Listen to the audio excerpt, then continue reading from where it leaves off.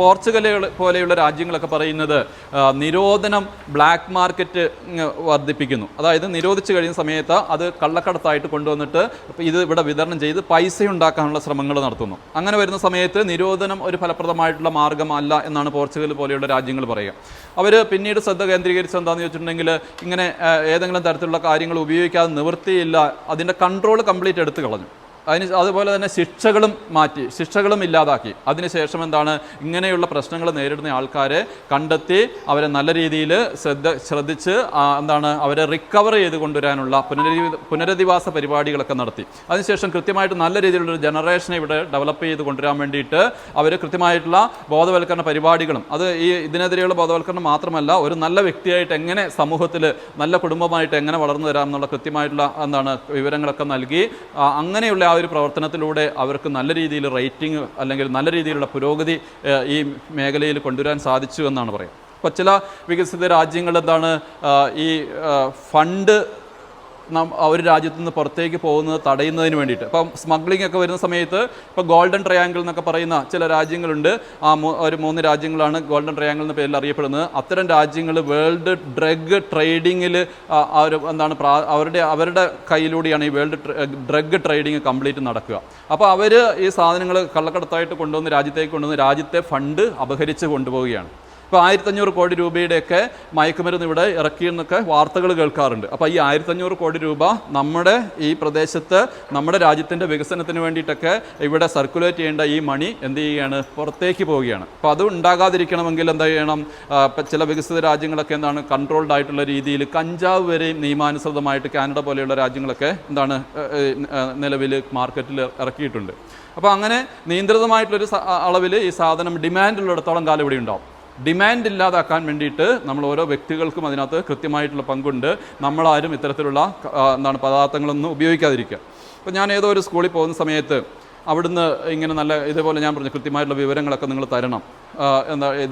ഈ ക്യാമ്പസിൽ അല്ലെങ്കിൽ സ്കൂളിൽ ക്ലാസ്സിൽ ആരെങ്കിലും ഏതെങ്കിലും തരത്തിലുള്ള സബ്സ്റ്റൻസ് കൊണ്ടുവരുന്നുണ്ടെങ്കിൽ അതിനെക്കുറിച്ചുള്ള കൃത്യമായ വിവരങ്ങളൊക്കെ നൽകണം. നല്ല രീതിയിലൊക്കെ പറഞ്ഞു കഴിഞ്ഞ സമയത്ത് ഞാൻ ക്ലാസ് കഴിയുന്ന സമയത്ത് 2-3 പെൺകുട്ടികൾ എന്നെ കാണാൻ വേണ്ടി പറഞ്ഞു. അപ്പോൾ അവരെന്നോട് പറഞ്ഞത് ഇവിടെ പെൺകുട്ടികൾ ചില സബ്സ്റ്റൻസ് യൂസ് ചെയ്യുന്നു. ഇവിടെ പേരൻസാണ് അധികം ഉള്ളതുകൊണ്ട് ഞാൻ അതിൻ്റെ പേര് തന്നെ പറഞ്ഞേക്കാം. കൂൾ എന്ന് പറയുന്ന ഒരു സബ്സ്റ്റൻസ് പെൺകുട്ടികളടക്കം ഇവിടെ യൂസ് ചെയ്യുന്നുണ്ട്. അപ്പോൾ അവർ പലരും പറയുന്നത് എന്താണ്, കൂള് ഒരു നിർദോഷമായിട്ടുള്ള സാധനമാണ്, ഒരു ചൂയിങ്കം പോലെ ഒരു മിഠായി ആണെന്നൊക്കെയാണ് ചില അമ്മമാരൊക്കെ ധരിച്ചു വെച്ചിരിക്കുന്നത്. അപ്പോൾ ഇങ്ങനത്തെ ക്ലാസ്സിലൊക്കെ വന്നാലേ എന്ത് ചെയ്യുള്ളൂ, എന്തൊക്കെയാണ് ഈ കുട്ടികളിലൊക്കെ ഇങ്ങനെ പടർന്നു പിടിക്കുന്ന സാധനങ്ങൾ നമുക്ക് മനസ്സിലാക്കാൻ പറ്റുള്ളൂ അല്ലേ. എന്നാലേ അവരെ നല്ല രീതിയിൽ കൊണ്ടുവരാൻ പറ്റുള്ളൂ. ഇല്ല അവരുടെ കുപ്പായത്തിൻ്റെ കയ്യിൽ നിന്നോ പോക്കറ്റിൽ നിന്നോ എവിടെന്നെങ്കിലും ഒരു കൂളിൻ്റെ പാക്കറ്റ് കിട്ടിയാൽ എന്താണെന്ന് നമുക്കറിയോ? ഇല്ല. ഇങ്ങനെ തലയണ പോലത്തെ ഒരു സാധനം നിങ്ങൾ കണ്ടിട്ടുണ്ടാവും അല്ലേ, കൂൾ എന്നൊക്കെ പറയുന്നത്. അപ്പോൾ പേരൻസ് ആയതുകൊണ്ട് അത് അറിയാൻ വേണ്ടിയിട്ടും കൂടിയാണ് ഞാൻ ഈ പറയുന്നത്. ചില പേരൻസ് എന്നോട് ചോദിക്കാറുണ്ട്, സാറേ ഇതിൻ്റെ വീഡിയോ ഒക്കെ കാണിച്ചു തരാമോ, ചിത്രം കാണിച്ചു തരാം, എന്നാലേ നമുക്ക് മനസ്സിലാവുള്ളൂ. ഈവൻ ടീച്ചേഴ്സ് വരെയും ചിലപ്പോൾ പറഞ്ഞിട്ടുണ്ട് പുതിയ സാധനങ്ങൾ എന്താണെന്ന് അറിയില്ല. അപ്പോൾ ഇങ്ങനെയുള്ള പരിചിതമല്ലാത്ത സാധനങ്ങൾ കുട്ടികളുടെ കയ്യിൽ കണ്ടാൽ അതെന്താണെന്ന് മനസ്സിലാക്കാനും എന്താണെന്ന് അന്വേഷിക്കാനും അത്തരം സാധനങ്ങൾ ആരോഗ്യത്തിന് നല്ലതാണോ എന്നൊക്കെ ചിന്തിക്കേണ്ട ഒരു കടമ നമ്മുടെ പേരൻസിന് തന്നെയാണ്. അപ്പോൾ ചില കുട്ടികൾ ഇങ്ങനത്തെ കൂൾ ഉപയോഗിച്ച് 10-40 എണ്ണം ഒരു ദിവസം ഈ വായിൽ വെക്കുന്ന സാധനം ഉപയോഗിക്കുന്നതായിട്ട് ശ്രദ്ധയിൽപ്പെട്ടിട്ടുണ്ട്. അപ്പോൾ അവർ ആരോഗ്യശീലങ്ങളും അതുപോലെ അവരുടെ കൃത്യമായിട്ടുള്ള വൃത്തി കാര്യങ്ങൾ ഇതൊക്കെ നമ്മൾ നന്നായിട്ട് ശ്രദ്ധിക്കേണ്ടതുണ്ട്. ഇപ്പോൾ ഞാനൊരു സ്കൂളിൽ പോകുന്ന സമയത്ത് അവിടെ ഉണ്ടായിരുന്ന ഒരു ഡെസ്ക് ഇങ്ങനെ ഒരു ആവശ്യത്തിന് വേണ്ടിയിട്ട് എടുത്ത് മറിച്ച് വെക്കേണ്ടി വന്നു. ഇങ്ങനെ മറിച്ച് വെക്കേണ്ടി വരുമ്പോൾ ആ ഡെസ്കിൻ്റെ ചിത്രമാണിത്, ഡെസ്കിൻ്റെ അടിഭാഗത്തുള്ള ചിത്രം. അപ്പോൾ ഇതെന്താണ് ഇവർക്കറിയാം അല്ലേ, എന്താണ് മോളെ? ഇവരുടെയൊക്കെ സ്കൂളിൽ ചിലപ്പോൾ ഇങ്ങനെ കാണലുണ്ട്. അപ്പോൾ ഞാനിങ്ങനെ ഡെസ്ക് മറിച്ച് വെച്ചു എന്ന് പറയുമ്പോൾ തന്നെ കുട്ടികൾ പറയും എന്താണ് സംഭവം എന്ന് പറയും. കണ്ടോ, ഇതുപോലെ ചൂയിങ്കം തിന്നിട്ട് അതിൻ്റെ അടിയിൽ ഒട്ടിച്ച് വെച്ചിരിക്കുകയാണ്. ഒരു സ്കൂളിലെ കാഴ്ചയാണിത്. ഞാൻ പറഞ്ഞില്ല, മിക്കവാറും കോമൺ ആയിട്ട് സ്കൂളിൽ പോയിട്ട് ഇത് പറയുമ്പോൾ തന്നെ കുട്ടികൾ പറഞ്ഞു ചിരിക്കാൻ തുടങ്ങും. ഞാൻ ഈ പേരൊന്നും പറയേണ്ടത്, ഡെസ്ക് മറിച്ച് വെച്ചെന്ന് പറയുമ്പോൾ തന്നെ അവർ പറയും ബൂമർ അല്ലെങ്കിൽ ഇങ്ങനെ കാര്യങ്ങൾ പറയും. ഈ കൂളടക്കം വായിലിട്ട് ചവച്ചിട്ട് അതെടുത്തിട്ട് ഇവിടെ ഒട്ടിച്ച് വെച്ചിരിക്കുകയാണ്. ക്ലാസ്സിലടക്കം കംപ്ലീറ്റ് ചൂയിങ്കത്തിൻ്റെ കവറുകൾ അല്ലെങ്കിൽ ഇങ്ങനത്തെ മിഠായി പേപ്പറുകൾ ഇത് കംപ്ലീറ്റ് കിടക്കുകയാണ്.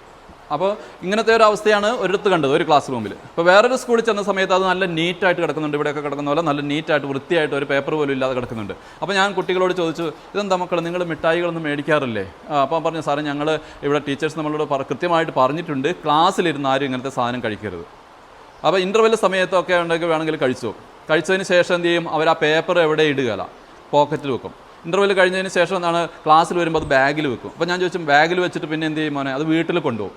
വീട്ടിൽ കൊണ്ടുപോയിട്ട് എന്ത് ചെയ്യും മോനെ, അപ്പോൾ അത് ഹരിതകർമ്മസേന ഒരു ബാഗ് കൊണ്ടുപോയിട്ട് അവിടെ വെച്ചിട്ടുണ്ട്. ഇങ്ങനത്തെ സാധനങ്ങളൊക്കെ ഇട്ട് വെക്കാൻ വേണ്ടി കൃത്യമായിട്ട് അതിനകത്ത് ഇട്ട് വെക്കും. അത് 1-2 മാസമൊക്കെ കഴിയുമ്പോൾ ഹരിതകർമ്മസേന കൊണ്ടുപോകും. ഇത്തരത്തിലുള്ള കൃത്യമായിട്ടുള്ള നല്ല ശീലങ്ങൾ നമ്മൾ അവരെ പഠിപ്പിക്കണം. നല്ല ഭക്ഷണങ്ങൾ കഴിക്കാൻ വേണ്ടിയിട്ട് നമ്മൾ അവരെ ശീലിപ്പിക്കുക. നല്ല ഫുഡ് ഹാബിറ്റൊക്കെ വളർത്തിക്കൊണ്ടുവരാൻ വേണ്ടിയിട്ട് നമ്മൾ അവരെ ശീലിപ്പിക്കുക. ഇനി ചൂയിങ്കം പോലെയൊക്കെയുള്ള ഇങ്ങനത്തെ കടകളിലുള്ള ആർട്ടിഫിഷ്യൽ സ്വീറ്റ്നർ കലർന്ന ഇങ്ങനത്തെ കൃത്രിമ മധുരം കലർന്ന ഇങ്ങനത്തെ സാധനങ്ങളൊന്നും നമ്മൾ അധികം പ്രോത്സാഹിപ്പിക്കാതിരിക്കുക എന്നുള്ളതാണ് അവരുടെ നല്ല ആരോഗ്യത്തിന് വേണ്ടിയിട്ട്. ഇപ്പോൾ ഈ കുട്ടികൾ വളരുന്ന ഒരു പ്രായം എന്ന് പറയുമ്പോൾ ഒരു 25 വയസ്സിൽ താഴെ 23 വയസ്സിൽ താഴെ കുട്ടികൾക്ക് പുകയില വിൽക്കരുത്, അല്ലെങ്കിൽ കുട്ടികൾക്ക് ലഹരി വസ്തുക്കൾ വിൽക്കരുത് എന്നൊക്കെ ഉള്ള ഒരു നിയമമുണ്ട് അല്ലേ. 23 വരെ. അപ്പോൾ പോട്ടെ, ഒരു 25 വയസ്സ് വരെയാണ് കുട്ടികളുടെ തലച്ചോറൊക്കെ വളരുന്ന ഒരു കാലഘട്ടം. എത്ര വയസ്സ് വരെയാ? 25 വയസ്സ് വരെയാണ്. നല്ലപോലെ ശ്രദ്ധിക്കുന്നുണ്ട്. അപ്പോൾ പേരൻസ് കുട്ടികളോടൊക്കെ ഞാനിങ്ങനെ ഇടയ്ക്ക് ചോദ്യം ചോദിക്കുമ്പോൾ ചിലപ്പോൾ എന്താണ് ഉത്തരവൊന്നും പറയാറില്ല, ശ്രദ്ധിക്കുക. അപ്പോൾ നന്നായിട്ട് കേൾക്കുന്നുണ്ട്. അപ്പോൾ ഇങ്ങനത്തെയുള്ള കാര്യങ്ങൾ 25 വയസ്സ് വരെയാണ് ഈ തലച്ചോറിൻ്റെ ഫ്രണ്ട് സൈഡിലുള്ള ഫ്രോണ്ടൽ ലോബ് എന്ന് പറയുന്ന തലച്ചോറിൻ്റെ ഒരു ഭാഗമൊക്കെ പൂർണ്ണ വളർച്ചയെത്തുക. ആ വളർച്ചയെത്തുന്ന കാലഘട്ടത്തിൽ ഇത്തരത്തിൽ മോശമായ സബ്സ്റ്റൻസ്, ഇപ്പോൾ കടകളിലൊക്കെ കാണുന്ന ഷുഗർ, ഈ പഞ്ചസാരയൊക്കെ കൂടുതൽ അളവിൽ കലർത്തിയിട്ടുള്ള കാർബണേറ്റഡ് ആയിട്ടുള്ള ഇങ്ങനത്തെ ഡ്രിങ്ക്സൊക്കെ, ഇങ്ങനത്തെ കുടിക്കാനുള്ള സോഫ്റ്റ് ഡ്രിങ്ക്സ്, മധുരപാനീയങ്ങളൊക്കെ വാങ്ങി അധികം കൊടുക്കാതിരിക്കുക. അതുപോലെ തന്നെ കൃത്രിമമായിട്ടുള്ള രീതിയിൽ ഉണ്ടാക്കിയിട്ടുള്ള ഭക്ഷണ ജങ്ക് ഫുഡ്സൊക്കെ എന്ത് ചെയ്യുക, അങ്ങനത്തെ അധികം കൊടുക്കാതിരിക്കുക. നാച്ചുറലായിട്ടുള്ള ഫുഡ് കഴിക്കുക. ഈവൻ ഈ ഒരു പരിധിയിലധികം, ഞാനൊരു ചൂയിങ്കത്തിൻ്റെ കവറിൽ ഇങ്ങനെ എഴുതിയിട്ടുണ്ട്. ഒരു 4-5 വർഷം മുമ്പ് എക്സൈസ് കമ്മീഷണറായിരുന്ന ഋഷിരാജ് സിംഗ് സാറ് നമ്മളോട് പറഞ്ഞു, സ്കൂൾ പരിസരത്തുള്ള കടകളിൽ വിൽക്കുന്ന ഹാപ്പി ഡെൻറ്റ് വേവ് എന്ന് പറയുന്ന ചൂയിങ്കം നിങ്ങൾ പിടിച്ചെടുക്കണം. കാരണം എന്താണെന്ന് വെച്ചിട്ടുണ്ടെങ്കിൽ അന്ന് അതിലൊരു വാണിംഗ് ഉണ്ടായിരുന്നു. 1 രൂപയുള്ള ആ ചൂയിങ്കത്തിൽ ദിസ് കണ്ടെയ്ൻസ് ആസ്പെർട്ടൈം, ഇതിനകത്ത് ആസ്പെർട്ടൈം എന്ന് പറയുന്ന മധുരത്തിന് പകരം ഇതിനകത്ത് ഉപയോഗിക്കുന്ന ഒരു ആർട്ടിഫിഷ്യൽ സ്വീറ്റ്നർ ഉണ്ട്. ഇത് കുട്ടികളിൽ പ്രശ്നങ്ങൾ ഉണ്ടാക്കും. നോട്ട് റെക്കമെൻഡഡ് ഫോർ ചിൽഡ്രൻ എന്നും അതിനകത്ത് എഴുതിയിട്ടുണ്ട്. ഇത് കുട്ടികൾക്കുള്ളതല്ല. പക്ഷേ നമ്മളൊരു സ്കൂളിലൊക്കെ ചെന്ന് ചോദിച്ചു കഴിഞ്ഞാൽ ചൂയിങ്കം കഴിക്കാത്ത ആരെങ്കിലും ഉണ്ടോ എന്ന് ചോദിച്ചാൽ എല്ലാവരും ആരും കൈ പൊക്കുകയല്ല, എല്ലാവരും കഴിച്ചിട്ടുണ്ടാവും എന്നാണ് പറയുക. അപ്പോൾ ഞാൻ വീണ്ടും ഇപ്പം നോക്കുമ്പോൾ ഹാപ്പി ഡെൻറ്റ് വേവിൽ ഈ വാണിംഗ് ഇല്ല. കാരണം എന്താണ്, പിന്നെ ഒരു നിയമം വന്നു, പിന്നെ ഒരു ഓർഡർ വന്ന് നമുക്ക് എന്താണ് അത് അങ്ങനെ പിടിച്ചെടുക്കണ്ട, അത് വിറ്റോട്ടെ, അതിനകത്തൊരു വാണിംഗ് കൊടുത്തിട്ടുണ്ട്. വാണിംഗ് കൊടുത്താൽ അത് നമ്മൾ ശ്രദ്ധിക്കുമോ? നമ്മൾ ഇതേവരെ അങ്ങനെ കേട്ടിട്ടേ ഉണ്ടാവില്ല. പല കുട്ടികളോട് ഞാനിങ്ങനെ ചോദിക്കുമ്പോൾ. ഇപ്പോൾ 5 രൂപേൻ്റെ സെൻറ്റർ ഫ്രഷിലും 5 രൂപേൻ്റെ ഹാപ്പി ഡെൻറ്റിലും ഇങ്ങനെ എഴുതിയിട്ടുണ്ട്, this contains aspartame, not recommended for children suffering from seizure disorder, for phenylketonurics, for lactating and pregnant women എന്നൊക്കെ ഇതിനകത്ത് എഴുതിയിട്ടുണ്ട്. എന്ന് പറഞ്ഞാൽ ഇത് മുലയൂട്ടുന്ന അമ്മമാർ കഴിക്കരുത്, ഗർഭിണികളായ അമ്മമാർ കഴിക്കരുത്, കുട്ടികൾക്കുള്ളതല്ല, ചില പ്രശ്നങ്ങളുള്ള കുട്ടികൾക്കുള്ളതല്ല എന്ന് പറഞ്ഞാൽ ഈ 25 വയസ്സിൽ താഴെയുള്ള ഈ പ്രായത്തിൽ ഇങ്ങനത്തെ സാധനങ്ങളൊക്കെ ഒരു പരിധിയിലധികം ഉള്ളിൽ ചെന്നാൽ എന്താണ്, തലച്ചോറിൻ്റെ വളർച്ചയെ ബാധിക്കും. നമ്മുടെ കോഗ്നിറ്റീവ് ഡെവലപ്മെൻറ്റ് ഏരിയ എന്നൊക്കെ പറയുന്നത്, അല്ലെങ്കിൽ വൈജ്ഞാനിക തലങ്ങളിലൊക്കെ ഈ തലച്ചോറിൻ്റെ അങ്ങനത്തെ ഏരിയകളിലൊക്കെ എന്താണ് ഇത് മാറ്റങ്ങൾ ഉണ്ടാക്കി കൃത്യമായിട്ട് ക്ലാസ്സിൽ ശ്രദ്ധിക്കാൻ പറ്റുകയില്ല. അറ്റൻഷൻ സ്പാൻ കുറയും. കാരണം ഈ ഫ്രോണ്ടൽ ലോബ് എന്ന് പറയുന്ന പാർട്ടാണ് വരും വരാഴികളെക്കുറിച്ച് ചിന്തിച്ചുകൊണ്ട് പ്രവർത്തിക്കാൻ വേണ്ടിയിട്ട് നമുക്കുള്ള കഴിവ് തരിക അല്ലേ. നമ്മൾ ക്ലാസ്സിൽ പോകുന്നില്ല, ഇങ്ങനെ ക്ലാസ്സൊന്നും കേൾക്കുന്നില്ല, ഒന്നും ചെയ്യുക ഇങ്ങനത്തെ പരിപാടികളിലൊന്നും അറ്റൻഡ് ചെയ്യുന്നില്ല, ഇങ്ങനത്തെ അറിവൊന്നും നമുക്ക് കിട്ടുകയില്ല. അപ്പോൾ ആരെങ്കിലും ഒരു കുട്ടി ഒരു അച്ഛൻ തൻ്റെ പേരക്കുട്ടി അടുത്ത് വരുന്ന സമയത്ത് അയാൾ മുറുക്കുകയാണെങ്കിൽ ഒരു വെറ്റിലേൽ ഒരു കഷ്ണം എടുത്തിട്ട് കൊടുക്കും, മോനെ എന്ന് ചവച്ചോ, ഇതൊരു ഔഷധമാണെന്നൊക്കെ പറഞ്ഞ്. കുറച്ച് കഴിയുമ്പോൾ പറയും, മോനെ ഇച്ചിരി ചുണ്ണാമ്പും കൂടെ എടുത്ത് വെച്ചോ, എന്നാലും ചോപ്പിച്ച് തുപ്പാവുന്നൊക്കെ ഇങ്ങനെ പറയുന്നവരുണ്ട് അല്ലേ. എനിക്ക് തന്നിട്ടുണ്ട് എൻ്റെ ചെറുപ്പത്തിൽ. എൻ്റെ അച്ഛനല്ല, വേറെ ആൾക്കാർ ഇങ്ങനെ നീട്ടിയിട്ടുണ്ട്, ഇതൊരു ഔഷധമൊക്കെയാണ്, വെറ്റിലേക്ക് ചവച്ചാൽ കുഴപ്പമില്ല എന്നൊക്കെ പറഞ്ഞിട്ട് അങ്ങനെ ചോപ്പിച്ച് തുപ്പി. അങ്ങനെ ഇപ്പോൾ ഒരു ഗവൺമെൻറ് ഉദ്യോഗസ്ഥനുണ്ട്, അയാൾ പറഞ്ഞു അങ്ങനത്തെ ഒരു ശീലം കയറി ഇപ്പോൾ അയാൾക്ക് മുറുക്ക് നിർത്താൻ പറ്റുന്നില്ല, എന്തെങ്കിലും വഴിയുണ്ടോ എന്നാണ് എന്നോട് ചോദിച്ചത്. എന്നിട്ട് ലാസ്റ്റ് അയാൾ പറഞ്ഞത്, ഞാൻ ഒറിജിനൽ നാച്ചുറലായിട്ടുള്ള പുകയിലേ ഉപയോഗിക്കരുത്, നാച്ചുറലായിട്ടുള്ള, കാരണം ഇത് ഉപയോഗിക്കുന്നവരൊക്കെ ഇത് ന്യായീകരിക്കാനേ പറ്റുകയുള്ളൂ. അപ്പം ഒന്നാമത്തെ പ്രശ്നം എന്ന് പറഞ്ഞാൽ ഈ മലയോര മേഖലകളിൽ ഇങ്ങനത്തെ മേഖലകളിലൊക്കെ കണ്ടുവരുന്നത് പുകയിലയുടെ കൂടുതലായിട്ടുള്ള ഒരു ഉപയോഗം കണ്ടുവരുന്നുണ്ട്. അപ്പോൾ അതിനെ ചുവട് പിടിച്ചിട്ടാണ് കുട്ടികൾ എന്ത് ചെയ്യുക, കൂള് പോലെയുള്ള സാധനങ്ങളിലേക്കൊക്കെ പോവുക. പുകയില നല്ലതാണോ? അപ്പോൾ ഇതുപോലെ ഞാൻ പറഞ്ഞു 40 കൂള് വായിൽ വെക്കുന്ന ഒരു കുട്ടിയുണ്ട്, അത്രയും ഇല്ലെങ്കിൽ അവന് പറ്റുകയില്ല. അപ്പോൾ അവനോട് ഞാൻ ചോദിച്ചപ്പോൾ അവൻ പറഞ്ഞു, ഇൻസ്റ്റാഗ്രാമിലും ഷോർട്സിലും റീൽസിലും ഒക്കെ കണ്ടു ഇത് ഭയങ്കര നല്ലതാണ്, എനർജിയാണെന്നൊക്കെ കണ്ടു. അതിൽ തന്നെ ഒരു റീൽ എടുത്തവൻ എന്നെ കാണിക്കുകയുണ്ടായി. അപ്പോൾ ഒരു ട്രെയിനിൽ നീളമുള്ള ഒരു റെയിൽവേ സ്റ്റേഷൻ നീളമുള്ള ഒരു ട്രെയിൻ നിർത്തിയിട്ടുണ്ട്, വലിയൊരു ട്രെയിൻ. അപ്പോൾ അതിൻ്റെ ഒരു കമ്പാർട്ട്മെൻറ്റിൻ്റെ സൈഡിലൂടെ 2 കമ്പിയിൽ പിടിച്ചിട്ട് ഈ ചെക്കൻ ഒരു വിദ്യാർത്ഥി പോലെയുള്ള ഒരാൾ ഈ ട്രെയിൻ തള്ളി നീക്കാൻ ശ്രമിക്കുന്നതായിട്ടാണ് റീൽസിലുള്ളത്. പക്ഷേ ട്രെയിൻ മൂവ് ചെയ്യുന്നില്ല. അപ്പോൾ എന്താണ്, ചെക്കൻ ഇങ്ങനെ പുറംതിരിഞ്ഞെന്ന് എല്ലാവരും കാണുന്ന രീതിയിൽ ഒരു കൂൾ ഈ പോക്കറ്റിൽ നിന്ന് എടുത്തിട്ട് ഇങ്ങനെ വെച്ചിട്ട് പിന്നെ ഇത് തള്ളി നീക്കുമ്പോൾ ഇതിങ്ങനെ മെല്ലെ മൂവ് ചെയ്യുന്നതായിട്ടാണ്. ഇങ്ങനത്തെ പരസ്യങ്ങൾ വരുന്ന കാലഘട്ടമാണ്. ഇപ്പം AI ഒക്കെ വരവോട് കൂടിയിട്ട് എന്താണ്, ഇപ്പം നമ്മളാരെങ്കിലും ഇപ്പം ഞാനിപ്പോൾ എന്താണ് ഒരു വലിയൊരു സിംഹത്തിൻ്റെ കൂടെ കളിക്കുന്നതായിട്ടോ അല്ല എൻ്റെ ഫോട്ടോ ഒരു AI ആപ്പിന് കൊടുത്തു കഴിഞ്ഞാൽ ഞാനൊരു സിംഹത്തിൻ്റെ കൂടെ കളിക്കുന്നതായിട്ടും അങ്ങനെയുള്ള നല്ല ഒറിജിനാലിറ്റിയോട് കൂടിയിട്ടുള്ള ഫോട്ടോസ് നമുക്ക് ജനറേറ്റ് ചെയ്യാൻ വേണ്ടി വരും. ഇത് ഒറിജിനൽ അല്ലാന്ന് ആരും പറയുകയില്ല. ആ രീതിയിലുള്ള കാലഘട്ടമാണ്. അപ്പോൾ അങ്ങനെയൊക്കെയുള്ള പരസ്യങ്ങൾ ഇതിനെ നല്ല രീതിയിൽ നല്ലതാണെന്നൊക്കെ പറഞ്ഞിട്ടുള്ള പരസ്യങ്ങളാണ് വരിക. ഇത് കണ്ടിട്ട് നമ്മളതിനകത്തേക്ക് വീണ് പോകാനും മതി. മനസ്സിലാവുന്നുണ്ടല്ലോ? അപ്പോൾ ഈ ചെക്കനോട് ഇതൊക്കെ കണ്ടിട്ട് ഇവൻ ആദ്യം ഒരു കൂള് മേടിച്ചൊന്ന് വെച്ച് നോക്കി. അപ്പോൾ ചെറിയ തരിപ്പ് തോന്നി, തലകറക്കം വരുന്ന പോലെ തോന്നി. പുകല വെച്ചാലും അങ്ങനെയാണ് ഉണ്ടാവുക, ചെറിയ തലകറക്കം ഛർദിയൊക്കെ വരുന്ന പോലെ തോന്നി. അങ്ങനെ ഇത് തുപ്പിക്കളഞ്ഞ് എന്താണ് വായൊക്കെ മുഴുവൻ കഴുകിക്കളഞ്ഞ് എന്താണ് ഒന്ന് വൃത്തിയായിട്ട് പോയിട്ട് ഒരു 2 മണിക്കൂർ കഴിയുമ്പോഴാണ് അവന് ശരിക്കും ഇതിൻ്റെ നിന്നൊരു മോചനം കിട്ടിയെന്ന് പറഞ്ഞു. പിന്നെ ഇത് ഒരു ചെക്കൻ ഉപയോഗിക്കുന്നതുകൊണ്ട് പോയി മേടിച്ച് വാങ്ങിയതാണ്. അവനോട് പോയിട്ട് പറഞ്ഞു, എടാ ഇത് ഉപയോഗിച്ചാൽ ഇങ്ങനെയൊക്കെയാണ്, ഇത് തലകറങ്ങും, ഛർദി വരും എന്നൊക്കെ പറഞ്ഞു. അപ്പോൾ പറഞ്ഞു, എടാ നിനക്കെന്താ ഭ്രാന്തുണ്ടോ? ഞാൻ ആദ്യം വെക്കുമ്പോഴും ഇങ്ങനെയൊക്കെ ഉണ്ടായിരുന്നു, തല കറങ്ങിയിരുന്നു, അല്ലെങ്കിൽ പ്രശ്നങ്ങളുണ്ടായിരുന്നു. പക്ഷേ പിന്നെ 2-3 പ്രാവശ്യം വെച്ചപ്പോൾ സെറ്റായി. അങ്ങനെയാണ് ഇപ്പോൾ 40 എത്തി. ഇപ്പോൾ ചെക്കനോട് വീട്ടുകാർ പറയുന്നത് എന്താ അറിയോ? സാറ് നോക്കി, ഈ ഡോറിൻ്റെ ലോക്ക് കൊത്തിപ്പൊളിച്ചിട്ടിരിക്കുന്നത്, ഇവിടുത്തെ ഷെൽഫുകൾ നോക്ക്. ഈ വീട്ടിൽ എവിടെയെങ്കിലും 5 പൈസ എന്താണ് ഇവൻ്റെ ശ്രദ്ധയപ്പെടാതെ സൂക്ഷിച്ച് വെക്കാൻ വേണ്ടി പറ്റില്ല. എവിടെ പൈസ വെച്ചാലും ഇവൻ അടിച്ചു മാറ്റിക്കൊണ്ട് പോകും. കാരണം എന്താണ്, ഇവന് വേണ്ട അത്രയും സാധനം ഒരു ദിവസം വാങ്ങണമെങ്കിൽ 200 രൂപയിലധികം വേണം. ചെക്കൻ അടുത്ത വീട്ടിൽ ഉണക്കാനിട്ടിരിക്കുന്ന അടയ്ക്കാൻ മോഷിച്ചുകൊണ്ട് പോയി. ഒരു ദിവസം പോലീസുകാർ അന്വേഷിച്ച് വന്നു. അപ്പോൾ എന്താണ്, ഒരു സ്കൂട്ടർ മോഷിച്ചിട്ട് പോയി. അത് വേറെ ഇവൻ്റെ ഒരു സുഹൃത്തിൻ്റെ വീട്ടിൽ കൊണ്ടുവച്ചു. എല്ലാം ഈ 9ാം ക്ലാസ്സിൽ പഠിക്കുന്ന ഒരു ചെക്കനാണ് ചെയ്യുക. ഞാൻ കുറച്ച് കാലം മുമ്പ് ഇവിടെ എടക്കാനം എന്ന് പറയുന്ന സ്ഥലത്ത് ഒരു റൈഡിന്, നീലേശ്വരം റേഞ്ചിലുള്ളപ്പോൾ റൈഡിന് പോയി. അപ്പോൾ അങ്ങ് മലമണ്ടയിൽ ചെന്നിട്ട് അവിടെ ഒരു നിരപ്പായ സ്ഥലമുണ്ട്. അവിടെ പോയിട്ടൊരു വീട്ടിൽ പോയിട്ടാകുമ്പം എന്താണ് 4ാം ക്ലാസ്സിലും 6ാം ക്ലാസ്സിലും ഒക്കെ പഠിക്കുന്ന കുട്ടികൾ മുറുക്കി ചോപ്പിച്ച് ഇങ്ങനെ തുപ്പിയിരിക്കുകയാണ്. ഞാൻ ചോദിച്ചു, എന്താ ഇത്? അപ്പോൾ പറഞ്ഞു, വേറെ പണിയൊന്നുമില്ലല്ലോ സാറേ. അപ്പോൾ എന്താണ്, വേറെ ഒന്നും ചെയ്യാനൊന്നുമില്ലല്ലോ, അപ്പോൾ ഇതിങ്ങനെ മുറുക്കിക്കൊണ്ടിരിക്കുകയാണ്. അപ്പോൾ ഇതിൻ്റെ ഒരു കാരണം ആരാണ്? ആരിൽ നിന്നായിരിക്കും ഇതൊക്കെ കണ്ടു പഠിക്കുന്നത്? രക്ഷിതാക്കളിൽ നിന്നായിരിക്കും അല്ലേ? രക്ഷിതാക്കളിൽ നിന്നായിരിക്കും ഇങ്ങനെ കണ്ടുപഠിക്കുക.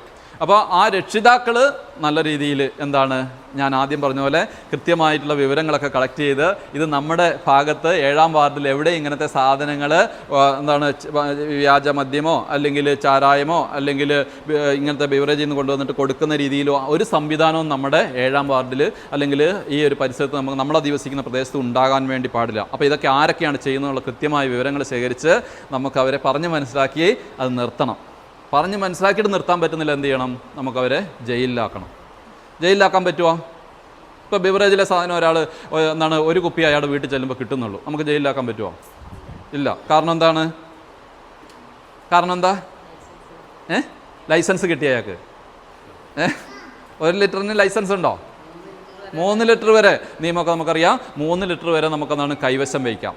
അങ്ങനെ നമ്മളെ വെല്ലുവിളിച്ച് കച്ചവടം നടത്തിയ ഒരാളുണ്ടായിരുന്നു, കുറ്റിക്കോലാണ്. അപ്പോൾ അയാൾ എപ്പോഴും ഞങ്ങൾ ചെല്ലുമ്പോൾ എന്താണ് 2 ലിറ്ററേ ഉണ്ടാവുള്ളൂ, 1 ലിറ്ററേ ഉണ്ടാവുള്ളൂ, ഇങ്ങനെയൊക്കെ കാര്യം പറയും. അപ്പം ഞങ്ങൾ ഒരു ദിവസം എന്ത് ചെയ്തു, ഒരു രക്ഷയില്ല, ഭയങ്കര പരാതികളൊക്കെ വന്നു. അവസാനം എന്താണ് നമ്മുടെ എക്സൈസ് കമ്മീഷണർ വരെ എന്താണ് കളക്ടർ എല്ലാവരും ഇവിടെ വിട്ടു. അപ്പോൾ എന്ത് ചെയ്തു, നമ്മുടെ പ്രിവൻറ്റീവ് ഓഫീസർമാരും എക്സൈസ് ഇൻസ്പെക്ടറൊക്കെ അവിടെ പോയി. അവിടെ പോകുന്ന സമയത്ത് എന്താണ് ഒരാൾ അവിടെ കുടിച്ചുകൊണ്ടിരിക്കുന്നുണ്ടായിരുന്നു. അയാൾക്ക് ഇയാൾ ഒഴിച്ചു കൊടുക്കുന്നുണ്ട്. അയാളുടെ കയ്യിൽ നിന്ന് പൈസയും വാങ്ങി കീസയിലൊക്കെ ഇട്ടു. അപ്പോൾ അയാളോട് ചോദിച്ചു, നിങ്ങൾ ഇവിടെ എന്താ ചെയ്യുന്നത്? അപ്പോൾ ഞാൻ കഴിക്കാൻ വന്നതെന്ന് പറഞ്ഞു. അപ്പോൾ എവിടുന്ന്, അപ്പോൾ ഇയാൾ വെറുതെ തരുമെന്ന് ചോദിച്ചില്ല, അയാൾക്ക് പൈസ കൊടുത്തു എന്ന് പറഞ്ഞു. അപ്പോൾ എന്തായി, വിൽപ്പനയായി. ആകെപ്പാടെ കുപ്പിയിലൊരു അരക്കുപ്പി സാധനം ഉണ്ടായിരുന്നുള്ളൂ. അപ്പം എന്താണ്, ഈ 3 ലിറ്റർ വരെ സൂക്ഷിക്കാമെന്ന് പറയുന്നത് സ്വന്തം ആവശ്യത്തിന്, വേറെ ആർക്കും കൊടുക്കാൻ പാടില്ല. അപ്പോൾ എന്താണ്, ഈ അരക്കുപ്പി സാധനമായിട്ട് ചേട്ടനെ വിളിച്ചുകൊണ്ട് പോയി ജയിലിലാക്കി. റിമാൻഡായി. 3 ലിറ്ററൊന്നും ഇല്ല. അതുകൊണ്ട് ആ വിശ്വാസം ഒന്ന് നമ്മൾ എന്താണ് ഇവർക്ക് കൊടുക്കണ്ട. എന്താണ് 3 ലിറ്ററിൽ താഴെ വെച്ചാൽ പിടിക്കാൻ പറ്റില്ലെന്ന് പറയില്ല. പക്ഷേ ഒരാൾക്ക് കൊടുത്താൽ എന്ത് ചെയ്യണം, പിടിക്കണം. അപ്പോൾ ഇത് കൊടുക്കുന്നുണ്ടോ ഇല്ലയോ എന്ന് ഏറ്റവും കൂടുതൽ അറിയുന്ന ആരായിരിക്കും? നമ്മളായിരിക്കും അല്ലേ? അപ്പോൾ അയാൾ വിൽപ്പനക്കാരനാണെന്ന് ചൂണ്ടിക്കാണിക്കാൻ പറ്റണം നമുക്ക്. ആ ഒരു തൻ്റെ ഇടം, ആ ഒരു ധൈര്യം നമ്മൾ കാണിക്കണം. ഇയാൾ വിൽപ്പനയാണ്, ഇവിടെ സ്ഥിരമായിട്ട് വിൽക്കുന്നുണ്ട്, ഇവിടെ ആളുകൾ വന്ന് കുടിക്കുന്നുണ്ട് എന്ന് പറയാൻ പറ്റണം. അങ്ങനെ കൃത്യമായിട്ടുള്ള വിവരങ്ങൾ ശേഖരിച്ച് അങ്ങനെയുള്ള ആൾക്കാരെ നമ്മൾ ഒറ്റപ്പെടുത്തി അവരെ ഇന്ന് പിന്തിരിപ്പിക്കുക. അതും പറ്റുന്നില്ലെങ്കിൽ എന്ത് ചെയ്യുക, നിയമപരമായ നടപടികൾ എടുക്കുക എന്നുള്ളതാണ്. ഓക്കെ, അപ്പോൾ അത് നമുക്ക് ഒന്നാമത്തെ കാര്യം, കൃത്യമായ വിവരങ്ങൾ ശേഖരിച്ച്. പുറത്തുനിന്ന് ആരെങ്കിലും ഇവിടെ വന്ന് കൊടുക്കുന്നുണ്ടോ? ഉണ്ടാവുമല്ലോ. അപ്പം അങ്ങനത്തെ കാര്യങ്ങൾ നമ്മളെന്താണ് നിർത്തലാക്കാൻ വേണ്ടി പറ്റണം. ഇതുപോലെ എന്താണ് ഒരാൾ പറയുന്നുണ്ട്, കൃത്യമായിട്ട് ഈ മദ്യം കൊടുത്താലേ ആൾക്കാർ പണിക്ക് വരികയുള്ളൂ. അപ്പോൾ എന്താണ്, പൈസ പോലും കൊടുക്കാതെ മദ്യം കൊടുത്തുകൊണ്ട് അയാളെ ഒരു തരത്തിലും ഡെവലപ്പ് ചെയ്യാൻ എന്താണ് സമ്മതിക്കാതെ പൈസ കൊടുത്തുകൊണ്ട് ഇയാളെ ഇങ്ങനെ നിൽക്കുകയാണ്. അപ്പോൾ നമ്മൾക്ക് ചിലപ്പോൾ ഈ പൈസകൾ ഇങ്ങനെ പോകുന്ന സമയത്ത് അതിനൊന്നൊരു കണക്കുണ്ടാവില്ല. ഞാനൊരിക്കൽ ഒരു സ്ഥലത്ത് നിന്ന് സ്കൂട്ടറിന് വരുമ്പോൾ ഒരാളിങ്ങനെ കൈ നീട്ടി. അപ്പോൾ നല്ല മത്തിൽ നിൽക്കുന്ന ഒരാളാണ്. അപ്പോൾ ഞാൻ അയാളെ സ്കൂട്ടറിൽ കയറ്റി കൊണ്ടുപോയിട്ടാകുമ്പോൾ കുറേ ദൂരത്തുമ്പോൾ ഭയങ്കര മഴ വന്നു. അന്നേരം പറഞ്ഞു, സാറേ എൻ്റെ വീട് ഇവിടെയാണ്, നമുക്കിവിടെ വീട്ടിൽ കയറാമെന്ന് പറഞ്ഞു. അങ്ങനെ ഞാൻ അയാളുടെ വീട്ടിൽ കയറുമ്പോൾ അയാളുടെ ഭാര്യ എന്നോട് പറഞ്ഞു, സാറേ ആ വീടെന്ന് പറയാനൊന്നും പറ്റില്ല, ആ സ്ഥലം ഇങ്ങനെ ഒരു ഷീറ്റൊക്കെ ഇട്ടിട്ട് കുറച്ച് വെട്ടുകല്ലൊക്കെ വെച്ചിട്ട് ഒരു വീട് പോലെ സെറ്റ് ചെയ്തിരിക്കുന്ന ഒരു സ്ഥലം. അപ്പോൾ അവിടെ ഒരു ചെറിയ കുട്ടികളൊക്കെ ഉണ്ട്. ഒരു ട്രൗസർ മാത്രമേ ഇട്ടിട്ടുള്ളൂ. വീട്ടിലിങ്ങനെ ഒരു കലത്തിൽ കഞ്ഞി ഇങ്ങനെ തിളയ്ക്കുന്നുണ്ട്. ആ കലത്തിൻ്റെ അടിയിൽ മത്തി ചുട്ടോണ്ടിരിക്കുകയാണ്. അങ്ങനത്തെ കാഴ്ച ഇപ്പോൾ എവിടെ കാണാനില്ലെന്ന് തോന്നുന്നു. അപ്പോൾ അങ്ങനെ ഈ അമ്മ എന്നിട്ട് പറയുകയാണ്, സാറേ ഇയാളെ കൊണ്ട് ഒരു രക്ഷയില്ല, എങ്ങനെയെങ്കിലും പറഞ്ഞ് ഇയാളെ മാറ്റാവോ എന്ന് ചോദിച്ചു. ഞാൻ ചോദിച്ചു എന്തൊക്കെയാണ് പ്രശ്നങ്ങൾ. അപ്പോൾ പറഞ്ഞു, സാറേ കഴിഞ്ഞ ദിവസം ഞാൻ എൻ്റെ 4ാം ക്ലാസ്സിലും 5ാം ക്ലാസ്സിലും പഠിക്കുന്ന ഒരു കുട്ടിക്ക് അക്ഷയയിൽ പോയിട്ട് നവോദയയിൽ ഒരു അപേക്ഷ കൊടുക്കാൻ വേണ്ടി രജിസ്റ്റർ ചെയ്യാൻ വേണ്ടി 40 രൂപ ചോദിച്ചിട്ട് അയാൾ തന്നില്ല സാറേ. പിന്നെ എങ്ങനെ നമ്മൾ രക്ഷപ്പെടും? അപ്പോൾ ഞാൻ ഇയാളുടെ കാര്യങ്ങളൊക്കെ ചോദിച്ചപ്പം ഇയാൾ പറഞ്ഞു, സാറേ എനിക്ക് രക്ഷപ്പെടണമെന്ന് ആവശ്യമുണ്ട്. ഞാൻ കഴിഞ്ഞ ദിവസം ഇതെല്ലാം നിർത്തി കയറി കിടന്നതാണ്. പക്ഷേ രാവിലെ എഴുന്നേൽക്കുമ്പോഴത്തേക്കും സ്ഥിരം ഇങ്ങനെ കുടിച്ചു വന്നുകൊണ്ട് കുടിക്കാതെ ഇരുന്നാൽ ശരീരം നോർമലാകുകയില്ല. വരും, കണ്ണിലിരുട്ട് കയറും, ഛർദ്ദിക്കാൻ തോന്നും, ഛർദ്ദിക്കാൻ വരുന്ന സമയത്ത് കുടൽ വരെ പുറത്തേക്ക് വരുന്നവർ തോന്നും. അങ്ങനെ ഒരു ഇതായതുകൊണ്ടാണ് സാറേ, വീണ്ടും രക്ഷയില്ലാത്തതുകൊണ്ടാണ് ഞാനിത് കുടിച്ചു പോകുന്നത്. ഇപ്പോൾ എനിക്ക് മനസ്സിലായി ഇത് അപകടമാണ്, ഇതിങ്ങനെ പോയാൽ ശരിയാകുകയില്ല എന്നൊക്കെ മനസ്സിലായി, എന്നെ പ്രാന്താക്കുന്നു എന്നൊക്കെ മനസ്സിലായി. പക്ഷേ നിർത്താൻ പറ്റുന്നില്ല. അപ്പോൾ ഞാൻ ചോദിച്ചു, അല്ല ചങ്ങാതി നിങ്ങൾ എത്ര രൂപയ്ക്ക് കുടിക്കും ഒരു ദിവസം? അപ്പോൾ അയാൾ പറഞ്ഞു, സാറേ ഞാൻ എങ്ങനെയും ഒരു ദിവസം മിനിമം 1/2 ലിറ്റർ കുടിച്ചിരിക്കും. ഒരു 1/2 ലിറ്റർ ഞാൻ മിനിമം കുടിക്കും. അപ്പോൾ ഒരു ദിവസം 550 രൂപ വേണമെന്ന് പറഞ്ഞു. ഞാൻ ഉടനെ കാൽക്കുലേറ്റർ എടുത്തിട്ട് ഈ 550 × 365 എന്ന് ഗുണിച്ച് നോക്കി. 365 എന്ന് പറഞ്ഞാൽ എന്താണെന്നറിയോ? ഒരു വർഷത്തിലെ ദിവസമാണ്. 365 ദിവസവും 550 രൂപ വെച്ച് മിനിമം ഇയാൾ കുടിക്കും. നോക്കുമ്പോൾ 2,740,000 രൂപയാണ് ഒരു വർഷം അയാൾ മദ്യം കഴിക്കാൻ വേണ്ടിയിട്ട് ചിലവാക്കുന്നത്. സിഗരറ്റ് യൂസ് ചെയ്യുമ്പോഴും ഇതുപോലെയാണ് വരിക. ഇനി ഈ 2,740,000 × 15 കൊണ്ട് ഞാൻ ഗുണിച്ച് നോക്കി. 15 വർഷം എന്താകും?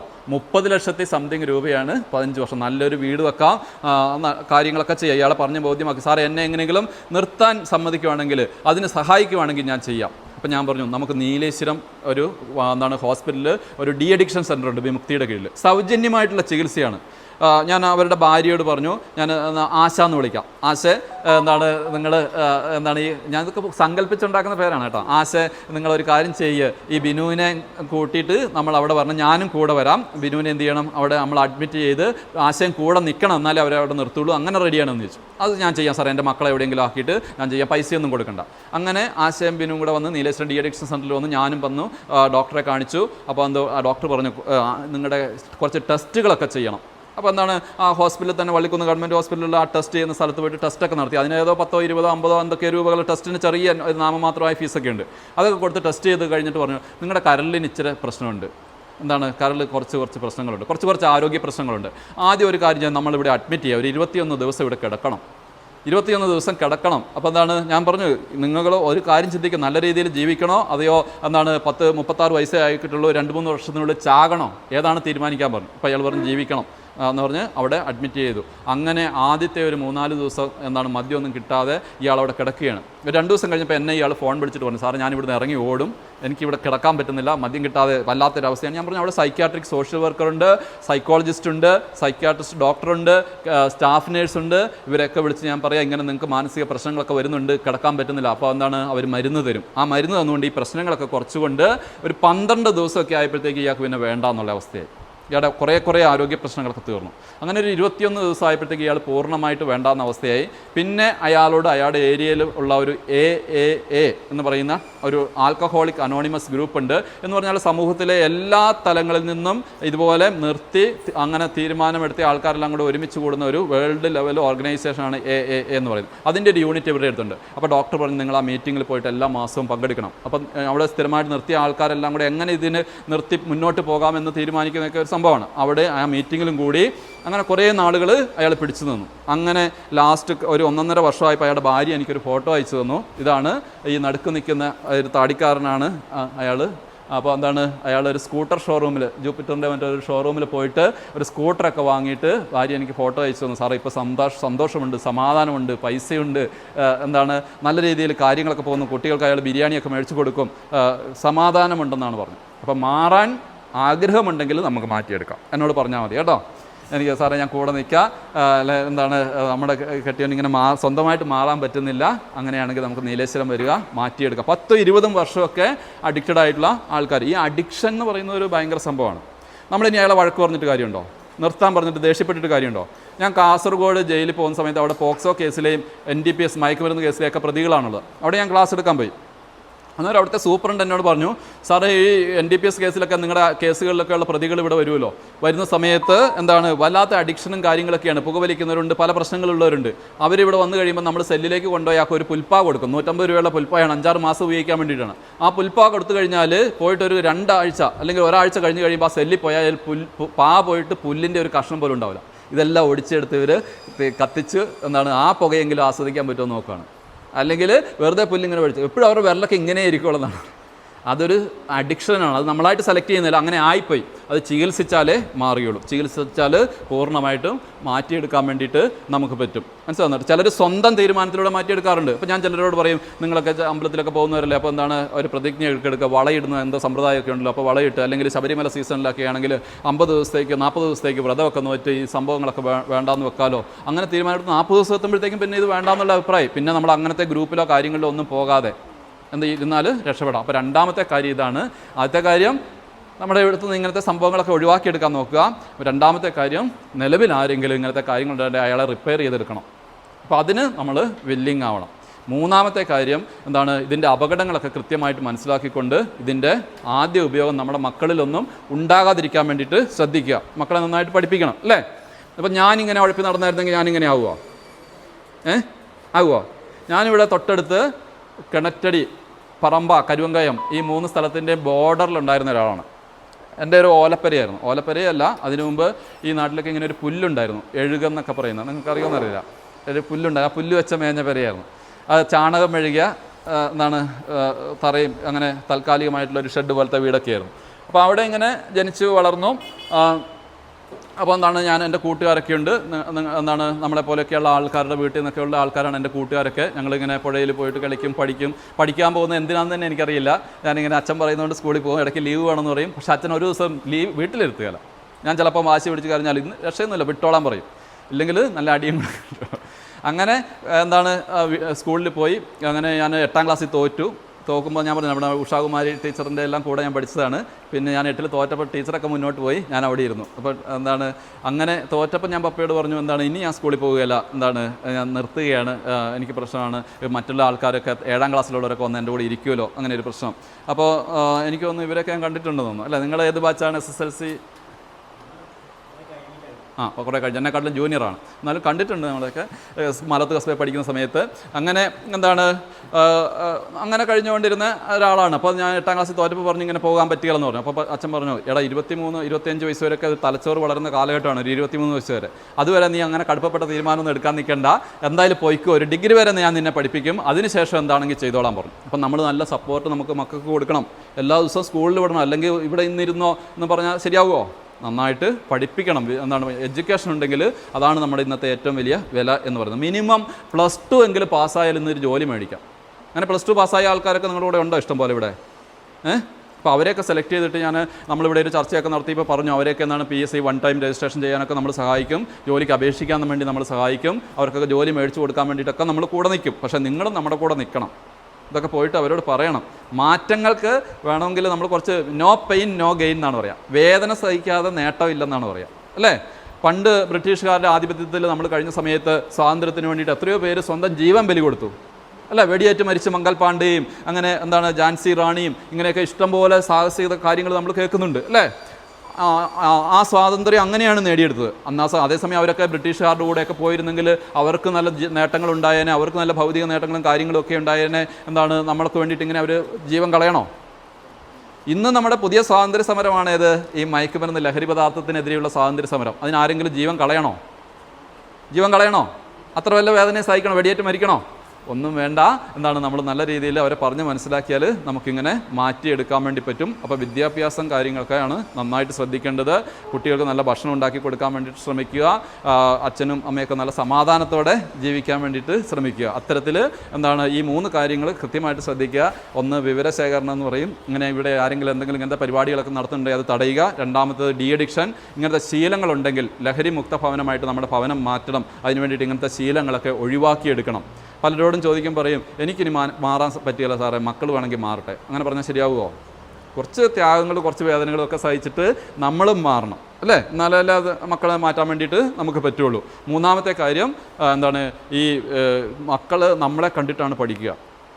നമ്മൾ വെറ്റില മുറുക്കുന്നതും അല്ലെങ്കിൽ ബീഡി വലിക്കുന്നതും കള്ളു കുടിക്കുന്നതും. ഇവിടെ സ്ത്രീകളൊക്കെ കള്ളു കുടിക്കാറുണ്ടോ? ഇല്ലല്ലേ? ഇവിടെ സ്ത്രീകളൊന്നും കള്ളു കുടിക്കാറില്ല. ഞാൻ എൻ്റെ വീട്ടിൽ പണ്ടുള്ളപ്പോൾ എന്താണ്, അവിടെ ഒരു ചേട്ടനും ചേച്ചി ഉണ്ടായിരുന്നു, സ്ഥിരം കള്ളു കുടിക്കും. ഒരുമിച്ചാണ് പോവുക. ഭയങ്കര സ്നേഹമാണ് രണ്ടുപേരും തമ്മിൽ. അവർക്കൊരു പരാതിയും കാര്യങ്ങളും ഒന്നുമില്ല. ഒരു ദിവസം കൊണ്ട് കെട്ടിയോൻ എന്താണ് വെള്ളം ഒഴിച്ച് മത്തായിട്ട് ഇവിടെ റോഡിൽ വീണ് കിടക്കുകയാണ്. അപ്പോൾ എന്താണ്, കെട്ടിയോൾ ഒരു കല്ലെടുത്തിട്ട് അയാളുടെ ഇവിടെ ഇങ്ങനെ ഇടിച്ച് വിളിക്കുകയാണ്. അപ്പം ബോധമില്ല. എന്താണ്, ഭയങ്കര സ്നേഹവും കാര്യങ്ങളൊക്കെയാണ്. അപ്പം എന്താണ്, ഈ സ്നേഹവും കാര്യങ്ങളൊക്കെ വേണം. അതോടൊപ്പം എന്താണ്, ഈ ലഹരിക്ക് പുറകെ പോകാതെ നല്ല രീതിയിൽ ജീവിക്കണം. ഇല്ലെങ്കിൽ നമ്മൾ എന്താണ് തലമുറകളോളം ഇതിൽ പെട്ടുകിടക്കും. ഇനി ഞാൻ ഈ പുകയിലയുടെ ദോഷവശങ്ങളെന്ന് പറയുന്നത്, നമ്മൾ ആരെങ്കിലും പുകവലിക്കാത്തവരുണ്ടോ? ഉണ്ടോ പുകവലിക്കാത്തവർ? അതെന്ത് ചോദ്യമല്ലേ, നമ്മളങ്ങനെ പുകവലിക്കുന്നത്. അപ്പം ഞാൻ ചോദിച്ചത്, ഈ ബീഡിയുടെയോ സിഗരറ്റിൻ്റെയൊക്കെ സ്മെല്ല് അറിയത്തില്ലാത്ത ആരെങ്കിലും ഉണ്ടോ? ബീഡിയുടെയോ സിഗരറ്റിൻ്റെയൊക്കെ മണം അറിയത്തില്ലാത്ത ആരെങ്കിലും ഉണ്ടോ? അറിയാം. അപ്പം ഞാൻ സ്ഥിരമായിട്ട് എൻ്റെ വീട്ടിലിരുന്ന് സിഗരറ്റ് വലിക്കാമെന്ന് വിചാരിക്കുക, എൻ്റെ ഭാര്യ അത് ശ്വസിക്കൂലേ? അല്ലേ? ഈ പുകയിലയിൽ നമ്മുടെ ശരീരത്തെ ദോഷകരമായി ബാധിക്കുന്ന ഏകദേശം 7000-ഓളം വിഷവസ്തുക്കളുണ്ടെന്നാണ് പറയുക. അതിലെ 70% സാധനങ്ങൾ ശരീരത്തിൽ ക്യാൻസർ ഉണ്ടാക്കുന്നവയാണ്. കഴിഞ്ഞ ദിവസം ഒരു പ്രായമുള്ള ഒരാൾ എന്താണ് ഈ കൂള് സ്ഥിരമായിട്ട് വെക്കുന്ന ഒരു ഹിന്ദിക്കാരനായിരുന്നു. കുറച്ച് പ്രായം, ഒരു 10-30 വയസ്സിന് ശേഷമൊക്കെയാണ് അയാൾ ഉപയോഗിക്കാൻ തുടങ്ങിയതെന്നു. അപ്പോൾ അയാൾക്ക് ഇങ്ങനെ ഇവിടെ വേദന വന്നു. അയാൾ മൈൻഡ് ചെയ്തില്ല, 2 കൂളും കൂടെ ഒരുമിച്ച് ഫിറ്റ് ചെയ്തു. എന്നിട്ടും എന്താണ് ഇങ്ങനെ പോയി കുറേ കഴിയുമ്പോൾ നീരും ഇവിടെ ചെറിയ പൂപ്പൽ പോലെയൊക്കെ കാണാൻ തുടങ്ങി. അവസാനം സഹിക്ക വയ്യാതെ ഇയാൾ എന്ത് ചെയ്തു, ഡോക്ടറെ എടുത്ത് പോയി. അപ്പോൾ ഡോക്ടർ ഗ്ലൗസൊക്കെ ഇട്ടിട്ട് ഇയാളുടെ ചുണ്ടിങ്ങനെ പൊളിക്കുന്ന സമയത്ത് നിറച്ച് പുഴുക്കൾ അവിടെ ഇങ്ങനെ വരിയായിട്ട് വെള്ളം. ഞാൻ അതിൻ്റെ വീഡിയോ എടുത്ത് കുട്ടികളെയൊക്കെ കാണിക്കാറുണ്ട്. കുട്ടികൾ പറയും കാണിക്കരുത് സാറേ എന്ന് പറയും. ചിലരുടെ ഇവിടെ കോളിഫ്ലവർ പോലെ മാംസം വളർന്നു നിൽക്കും. കാരണം ഈ പുകയിലയിലൊക്കെ നമ്മുടെ ശരീരത്തിൽ ക്യാൻസർ ഉണ്ടാക്കാൻ കഴിയുന്ന 70% ഇതിനകത്തെ സാധനങ്ങൾ ക്യാൻസർ ഉണ്ടാക്കുന്ന സാധനങ്ങളാണ്. ചിലരുടെ സ്ഥിരമായിട്ട് ഇങ്ങനത്തെ ചില സാധനങ്ങൾ വെച്ച് കഴിയുമ്പോൾ നാവിനടിയിലൊക്കെ പൂപ്പലൊക്കെ വന്നിട്ട് അവസാനം നാവ് മുറിച്ച് മാറ്റേണ്ടി വരും. ഇവരുടെയൊക്കെ പലരോടും ചോദിക്കുന്ന സമയത്ത് നല്ല കാലത്ത് ഇങ്ങനത്തെ ജീവിതത്തിലൂടെയൊക്കെ പോയവരാണ്. അങ്ങനെയുള്ളവരെങ്ങനെ, അതായത് ശരിക്കും പറഞ്ഞാൽ ഒരു കുട്ടീനെയൊക്കെ നന്നായിട്ട് വളർത്തുമ്പോഴത്തേക്കൊക്കെ ഇവർ മരിച്ചു പോയിട്ടുണ്ടാവും. മനസ്സിലാകുന്നുണ്ടോ? നല്ല രീതിയിൽ വളർത്തേണ്ട ഒരു സമയമൊക്കെ ആകുമ്പോഴത്തേക്ക്, ശ്രദ്ധ കൊടുക്കേണ്ട മക്കൾക്കൊക്കെ കൊടുക്കേണ്ട സമയമാകുമ്പോഴത്തേക്കും അച്ഛൻ മരിച്ചു പോയിട്ടുണ്ടാവും. കാരണം ഇങ്ങനത്തെ ഒരു അവസ്ഥയായതുകൊണ്ട്. ചിലപ്പോൾ അമ്മ എന്താണ് ഇതേപോലെ തന്നെ അയാളുടെ കൂടെ കൂടി കഴിക്കുന്നുണ്ടാവും. അച്ഛനും അമ്മ, ഇപ്പോൾ ഞാനിപ്പോൾ മദ്യം കഴിക്കുന്നയാളാണ് സ്ഥിരം എന്ന് വിചാരിക്കുക, എൻ്റെ ഭാര്യയും കഴിക്കുന്നുണ്ട്. ഇപ്പോൾ ഫെയ്റ്റൽ ആൽക്കഹോളിക് സിൻഡ്രോം എന്നൊക്കെ പറഞ്ഞിട്ട് സംഭവമുണ്ട്. എന്ന് പറഞ്ഞാൽ അങ്ങനെയുള്ള ആളുകൾക്കുണ്ടാകുന്ന മക്കൾ ചിലപ്പോൾ എന്താണ് തല വലുതായിട്ടോ കൈകാലുകൾ ചെറുതായിട്ടോ എന്താണ് അങ്ങനത്തെ പല പ്രശ്നങ്ങളോടെ ആയിരിക്കും ജനിക്കുക. ഞാൻ സ്ഥിരമായിട്ട് പുകവലിക്കുന്നുണ്ടെങ്കിൽ എൻ്റെ ശരീരത്തിൽ ഈ പുകയുണ്ട്, ഞാൻ വലിച്ചൂതി വിടുന്ന പുക എൻ്റെ ഭാര്യയും ശ്വസിക്കുന്നുണ്ട്, അല്ലേ? അപ്പോൾ അതുപോലെ തന്നെ ഞാൻ സിഗരറ്റ് വലിക്കുന്ന സമയത്ത് വീട്ടിലിരുന്ന് വലിക്കുമ്പോൾ എന്താണ് അതിൻ്റെ ചാരം ഇങ്ങനെ തറയിൽ വീണ് കിടക്കുന്നുണ്ടാവും. അത് അടിച്ചു വാരുന്ന സമയത്ത് ഇത് ഡസ്റ്റ് പാർട്ടിക്കിൾസ് ആയിട്ട് ശരീരത്തിലേക്ക് ചെല്ലും. അപ്പോൾ ഇതൊക്കെ ശ്രദ്ധിച്ചിട്ടില്ലെങ്കിൽ ഈ വിഷവസ്തുക്കളുമായിട്ട് ജീവിക്കുന്ന എൻ്റെയും എൻ്റെ ഭാര്യയുടെയും ജീവിതത്തിൽ എനിക്കൊരു മകനോ മകളോ ഒക്കെ ഉണ്ടാകുമ്പോൾ അത് ജനിക്കുമ്പോൾ തന്നെ എന്താണ് കണ്ണിന് കാഴ്ചയില്ലാതെയോ ഹൃദയ തകരാറോട് കൂടിയിട്ടോ അപസ്മാരത്തോട് കൂടിയിട്ടോ മെൻ്റലി റിട്ടാർഡഡ് ആയിട്ടോ അല്ലെങ്കിൽ ADHD കൂടിയിട്ടോ ഇങ്ങനെയൊക്കെ ആയിരിക്കും ജനിക്കുക.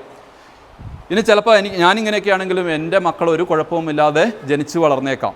പിന്നീട് അവർക്ക് മക്കളുണ്ടാകുമ്പോഴായിരിക്കും ഈ പ്രശ്നങ്ങൾ വരുന്നത്. അതായത് തലമുറകളെ വരെ ബാധിക്കുന്ന രീതിയിലാണ് പ്രശ്നങ്ങൾ. ചെറിയൊരു കുട്ടിക്ക് ഇപ്പോൾ ഒരു ക്യാൻസർ വന്ന് ആശുപത്രിയിൽ പോകുന്ന സമയത്ത് ചിലപ്പോൾ എന്താണ് അതിന് കാരണം ഇവരുടെ തലമുറയിൽ എവിടെയോ വന്ന ജനറ്റിക് ആയിട്ടുള്ള തകരാറുകളാണ് ഈ കുട്ടിക്ക് ഇപ്പോൾ പ്രശ്നം വരുന്നത്.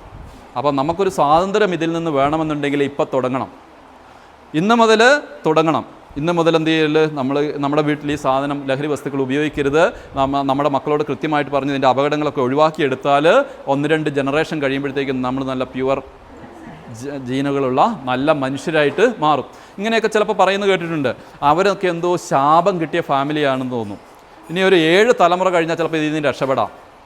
ഇതൊക്കെ ഞാനൊന്ന് ചിന്തിക്കുമ്പോൾ ഞാൻ വിചാരിച്ചു എന്താണ് ഇതൊക്കെ പറയുന്നത്, ചിലപ്പോൾ ഇതുപോലെ എന്തെങ്കിലുമൊക്കെ പ്രശ്നങ്ങളൊക്കെ ഉള്ള ഫാമിലീസ് ആയിരിക്കും, ലഹരി വസ്തുക്കളൊക്കെ ഉപയോഗിക്കുന്ന ഫാമിലീസ് ആയിരിക്കും. അതിൻ്റെയൊക്കെ ദോഷവശങ്ങൾ ഇങ്ങനെ തലമുറകളിലേക്ക് വന്നുകൊണ്ടിരിക്കുകയാണ്. കുറേ തലമുറകൾ ഇതിൽ നിന്ന് നല്ല രീതിയിൽ നിന്ന് കഴിഞ്ഞാൽ എന്താണ് രക്ഷപ്പെടുമെന്നാണ് മനസ്സിലാക്കുക. അപ്പോൾ ചിലരെ കുറിച്ച് പറയാറുണ്ട് എന്താണ്, നിങ്ങൾ അവരെ നോക്കൂ, ആ മക്കൾ എന്താണ് ഇപ്പോൾ എന്താണ് മോശമൊക്കെ ആയിട്ടാണ് ജീവിക്കുന്നതെങ്കിലും അവരുടെ അച്ഛൻ ചെയ്ത പുണ്യം കൊണ്ടാണെന്ന് തോന്നുന്നു ഇപ്പോഴും കുഴപ്പമില്ലാതെയൊക്കെ മുന്നോട്ട് പോകുന്നുണ്ടെന്ന് പറയാറുണ്ട്. അപ്പോൾ നല്ല രീതിയിലുള്ള നല്ല ഫാമിലി ലൈഫൊക്കെ ആണെങ്കിൽ അത് തലമുറകളോളം നമുക്ക് അതിൻ്റെ ഗുണങ്ങൾ അനുഭവിക്കാനും പറ്റും. മനസ്സിലാകുന്നുണ്ടല്ലോ? അപ്പോൾ മെയിനായിട്ട് ഞാനിവിടെ പറഞ്ഞത് ഒരു 3 കാര്യങ്ങളാണ്. അതൊക്കെ ഓർമ്മയുണ്ടാവുമല്ലോ. അപ്പോൾ ഇത് കണ്ടിന്യൂസ് നിങ്ങളുടെ കൂടെ തന്നെയുണ്ട്.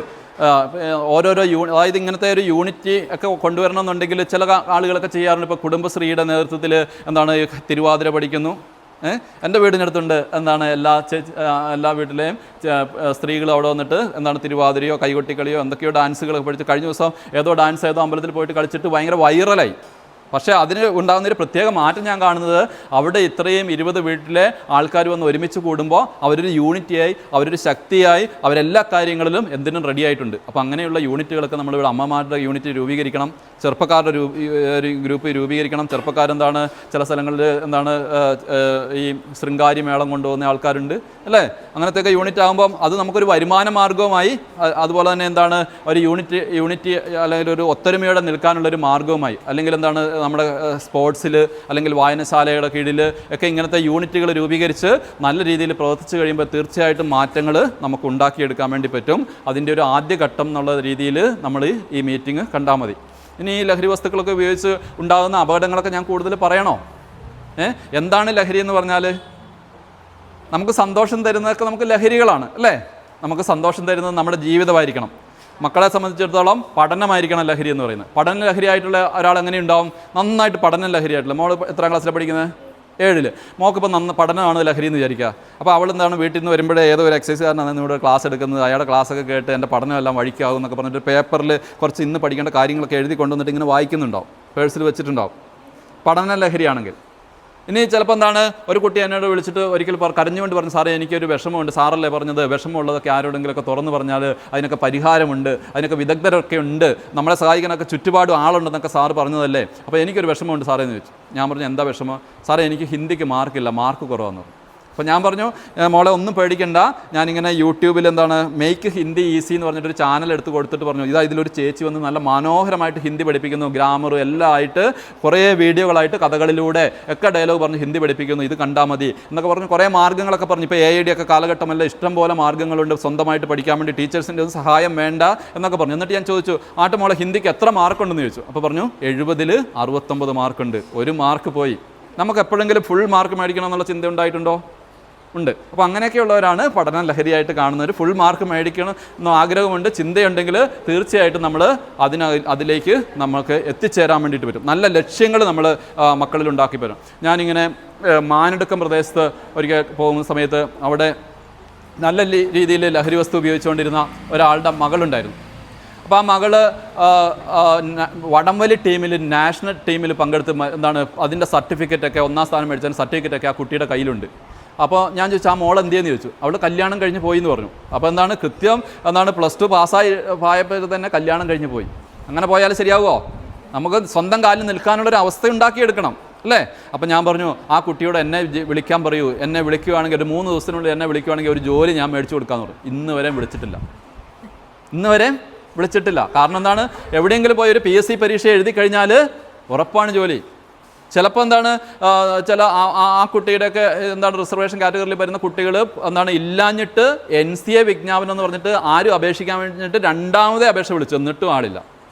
അപ്പോൾ ജസ്റ്റ് ഇങ്ങനെ ഇവിടെ തന്നെ കൊന്നക്കാട് ഒരു ഷർമി ഉൽഹന്ന എന്ന് പറഞ്ഞിട്ടൊരു പേര് നിങ്ങൾ കേട്ടിട്ടുണ്ടോ? പണ്ട് കബഡി ടീമിലൊക്കെ ഉണ്ടായിരുന്നതാണ്. അവർക്ക് റെയിൽവേയിലൊക്കെ നല്ല ജോലി കിട്ടി. ഇപ്പോൾ എരുമക്കുളം അവിടെ ആ ഭാഗത്ത് ഒരു പെൺകുട്ടി ഉണ്ടായിരുന്നു, വോളിബോളിൽ നല്ല താരമാണ്.